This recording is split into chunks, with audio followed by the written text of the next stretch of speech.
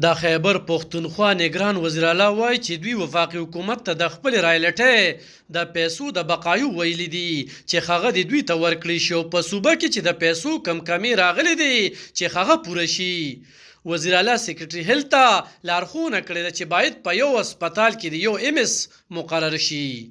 دا خبرې د پښتونخوا صوبې وزیر اعلی اعظم خان د 400 وومن اینډ چلډرن هسپتال ته د دورې په مخال کړي دي. هغه میډیا ته د خبرو په وخت ویل چې په صوبه کې د پیسو کمی راغلي دي او د وزیر اعظم شهباز شریف نه د رایلټۍ په مد کې د بقایجاتو غوښتنه کړې ده.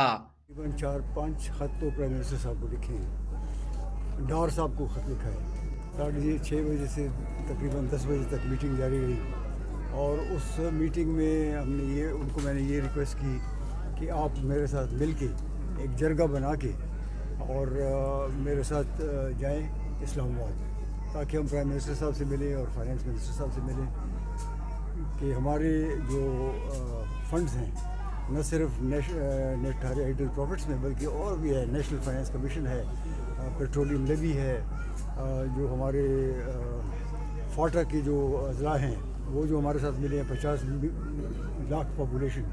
دا په داسې حال کې ده چې د تیرو 5 کالو راسي په 400 کې د وومن اینډ چلډرن هسپتال کې MS نه دی ټاکل شوی او د 400 ډسټریکټ هډ کوارټر تر هسپتال MS دغه ذمہواري پوره کوي. خو وزیر اعلی وایي چې دوی به زر دغه هسپتال ته MS ورکړي. دلته د دوه هسپتالونو یو میډیکل سپورټنټ و. ما ورته دا کوم طریقه ده دوه هسپتالونو یو سړی څنګه چلایي. نو سیکرټري صاحب ته ما دا حکم چې فوري طور باندې یو بل میډیکل سپورټنټ خو تکړه سړی ولګوي چې هر یو هسپتال کې یو میډیکل سپورټنټ چې هغه هسپتال صحیح طریقې سره وچلېږي.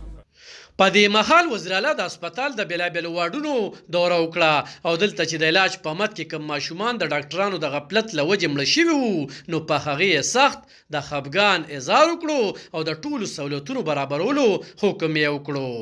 په دغه مهال وزیر اعلی د یونیسف په مرسته سره د اکسیجن پلانټ افتتاح هم وکړه، د کومې نه چې به د 400 ټول هسپتالونو ته اکسیجن ورکولی شي. د کیمرامین یاسر خان سره علب خان شیرپو، خیبر نیوز 400.